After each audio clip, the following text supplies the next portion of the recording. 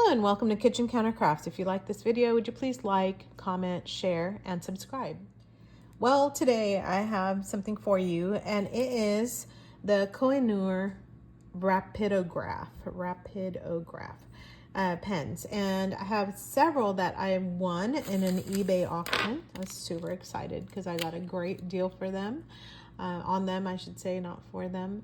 And so I decided, I saw some old ink on some of them, and so I decided to clean that out, and a bunch of just black sooty type of ink came out, and it had a lot, and by the way, I cleaned them.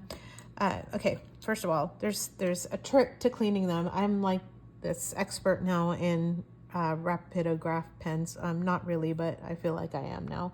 But one of the things that you need is a tool, and what that tool does is takes the whole thing apart. I don't have a tool because I bought this on eBay, so what I did was I just took the nib unit and put it in one of our very gentle ultrasound cleaners that we use for vintage pens. And by we, I mean myself and my husband, because we collect fountain pens and vintage pens. So I did that and got it fairly well clean, and you can kind of see where the soot kind of, can you see that? There's definitely, yeah, there we go. It's like, it really is soot. So what's used in these rapidographs or any other technical pens is called India ink, and India ink is made out of lamp soot. I know that sounds crazy, but lamp soot is something that was used in the 1800s and even before that, 1700s, and literally was made out of like the stuff that's left, the black stuff, the soot, from burning lamps. And so it could be oil or usually like a carbon based. And so they add water usually into it, and some gum arabic, which I have for some of my watercolors. I did not make India ink, by the way. I'm giving you some background on that. So the reason for the stuff looking like soot and having a deposit is because that's literally what's used in these pens. However, you can actually use platinum carbon black, or a lot of people have used Parker Quink in these pens. And so let me just share with you what happened. And I should have videoed when I was doing that, but I got so excited when I got to actually open up my package from eBay that, you know, was excited to see what was in it. And actually, yeah, no, I'll just use a little bit of Parker Quink here. And so I went ahead and filled this up with just regular fountain pen ink and just other ink, and so it didn't really go very well. But I thought, you know what, I should probably video this so that you can also see why buying used or whatever could be risky. So you're going to find varying opinions on whether or not you can use fountain pen inks in these pens. The answer is you can.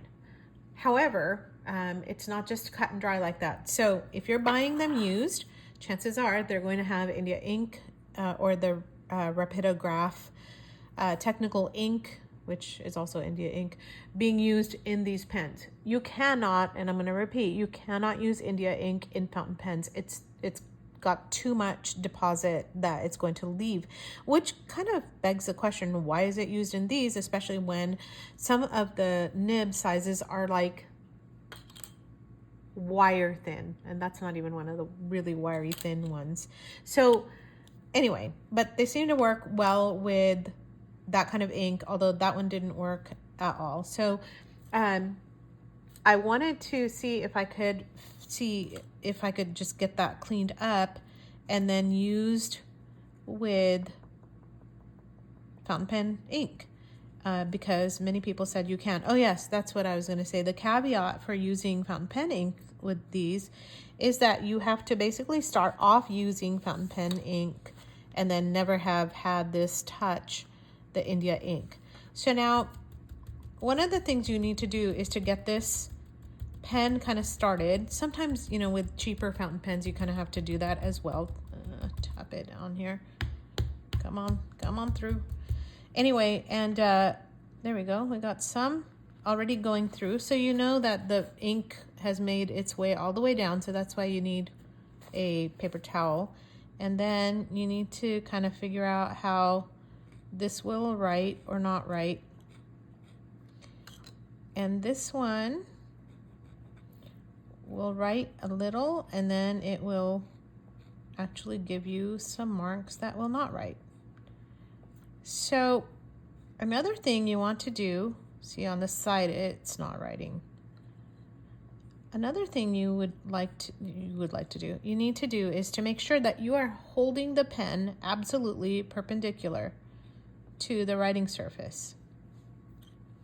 So I'm going to put this one away. And by the way, also because of using India ink, you cannot leave the ink in these pens because the sediment will absolutely settle out. What is that? It'll settle out in the pen, and so you can't. It's kind of like the De Atramentis, which I'm doing an experiment on, by the way, right now. The document ink, it's too thick, and it's just going to settle out in that needle thin space that you have for the nib. So a lot of times the technical pens, draftsmen, draftspersons, I should say, people actually will just use it and then wash it out. That's what I'm trying to say. I can't like work and do this at the same time. So the nice thing is that to fill these guys, it's very easy.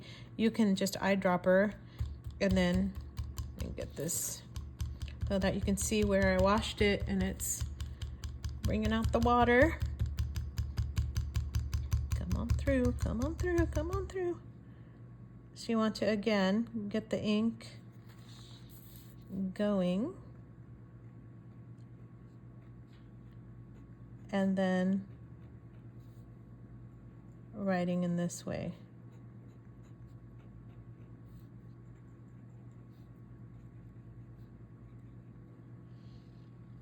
And there you go. So on these, you kind of have to figure out what's going to happen and what ink you can use and what you can't use, and really try a whole bunch of different things. But as I mentioned, on some of them, you cannot do, you can actually take the whole thing apart, which I did not do, with a tool that they offer, and then that way you can clean out all the insides. But a lot of people online especially have said don't do that because it's pretty awful, and you are going to be in big trouble if you do something like that. So this one is still not writing. It's kind of digging into the paper. There we go. Now it's going. You would think that the thicker one would have an easier time with the ink flowing through there, but it is having issues. Okay, let me give you instead of the thicker one, what I've tried so far. So this one was a 1.20 and this one is a 0.6. And then let's see, this one is a 0.25, 0.3. What is that? A 0.18, is that right? Yeah. Barely read that. So let's try this really thin one. No, whoopsies. That's great. Let's see what happens with this one. And like I said before, oops. Okay, so just a note here. That will not come off. This has to go on here. For you to get the cartridge off. So it's kind of like a little light locking system. And for whatever reason, the Quink seems to work better than the other inks. And from what I understand, the carbon black will also work in these. Let's try this now.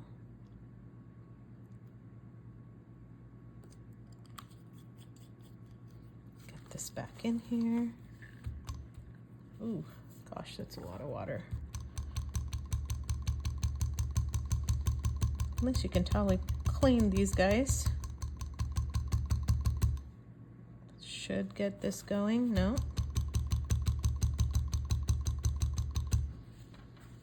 Let's try this here. And I'm back. So that took quite a bit of tapping, and one of the things I want to point out is that you don't ever want to be tapping like this, but what I do is I actually tap like this, where you're tapping your hand down and the pen is still up. It's just forcing the ink through your hand. So really you're hitting your wrist on the desk or the counter, you know, wherever you might be. I'm gonna move this camera just a tad. All right, there we go. And what I ended up doing is getting ink all over my paper, but I went ahead and inked all of them so that I can show you each one of these and the line. So let's start with the big, huge one. I get ink everywhere. All right, there we go. This is just plain copy paper so that you have a opportunity to see. And this is the first one that I had inked, and that is 1.20. Oh, that's funny how that happens. That happens sometimes. All right, so this is the 1.20. And guess what? It is not writing. Come on.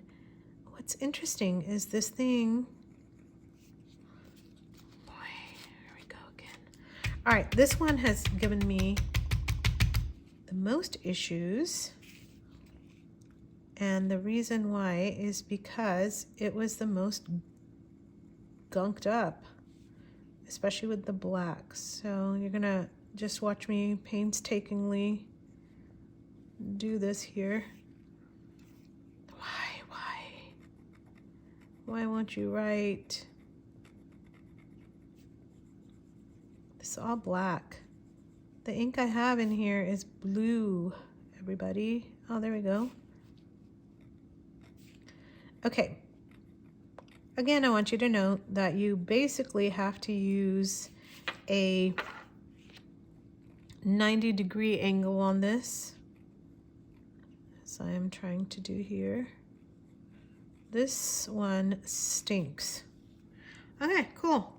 So what I'm going to do is I'm going to try and do capillary action here and see if I can just, I'm going to just prop this up off to the side with the napkin, nib down. There we go. Hopefully that'll take care of it. All right, the next one, so that one was kind of a dud, but we'll figure it out. I might run it through the ultrasonic cleaner again and see what happens. Sure, whatever. And now look how great this one is writing. And look, I'm not even holding it at a 90-degree, which I'm just kind of holding it at a 45. And the ink is flowing really well in this one. So yay for me on that. That's a winner, chicken dinner. This one's a 0.35. See that? There we go. Back in focus. And again, all of these are using the Parker Quink.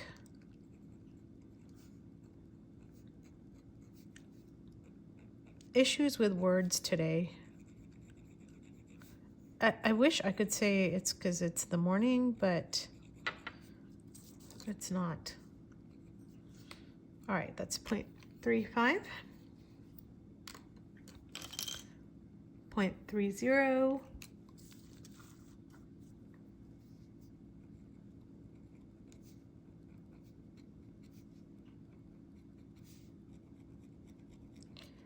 I have to say, this sketch person in me, this just makes me so happy, because this one I think is the best one yet. The 0.3 just writes great. This one, I don't know, maybe if you have these pens, if you can explain to me what this means. Oh, if I can get the thing to focus in. Come on, focus. There we go. What does that mean? 3 by 0, but it's a 0.35. No, 0.25. 0.25 but I don't know what that 3 times 0 is.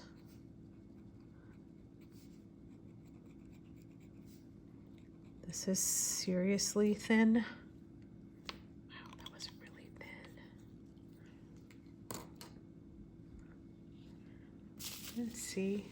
Get some of these shadow making items out of the way. This one is a 4 times 0 and a 0.18. Yee! Ooh. And I'm saying, it's terrible writing with this. You know, I've heard people talking about like extra fine. This is like an extra fine. Almost like the PO nib on the Custom Heritage 912 Pilot, which I liked, but man, I don't know if I'd be writing with this. It is very fine and very, very scratchy. In fact, I wouldn't be surprised if that scratched up the paper. Interesting. Check that out. Look at that top one. It's still black. So even the black gunk is still coming out. Everything else is blue, which is the Parker Quink. In fact, I'm gonna write with the nail here and just jot down that it's Parker Quink. I should probably write that it's the Rapidograph. Oh, that's rough. Okay, honestly, I can't. I don't think I can do it. It's way, way too thin. Rapidograph, and that's Kohinoor. Oops. Butchering. There we go. Kohinoor brand. And I used Quink in blue. Okay. So there you have it on copy paper. So if you want, I know people talk about, well, it's feathering and it's doing this and it's doing that, and it's not feathering at all. If I can see, no, just on regular old copy paper. The only place I'm getting bleed through is where I did that pretty much. So I hope that this was helpful. If you are using these, or if you've thought about using them, and one of the things I wanted to point out also is because I am economical. Another word for that is cheap. So that's the reason why I went on eBay to find these things. They're about $35 each, and I was able to pick these up for 20 bucks, I think 20, 25 by the time shipping was done for 6 of them. So that was a steal of a deal, with one that's maybe iffy. But the reason why I wanted to get this was because of Pigma microns, and my husband uses them a lot. I use like the Zig, I forget the brand name of it, but it's kind of similar type of a thin marker for sketching and drawing and art. And if you're using like platinum carbon black, you can use this with watercolors or whatever else you're doing, or just plain sketching. And I don't like the disposable amount, you know, like you get done with it and then you're just tossing it away. But what I really wanted was something that I could fill and refill, and this provides that. So if you are interested, why don't you check that out and leave me some feedback, some comments on like what you think, which pen size like is, you know, calling your name. If you've thought about using these, if you use Pigmas, microns, if you use something else, let me know. Or maybe you have another suggestion. By the way, you can also fill these up with the Rapidograph white ink if you are so inclined. So just a little, you know, little hint there at the end. So until next time.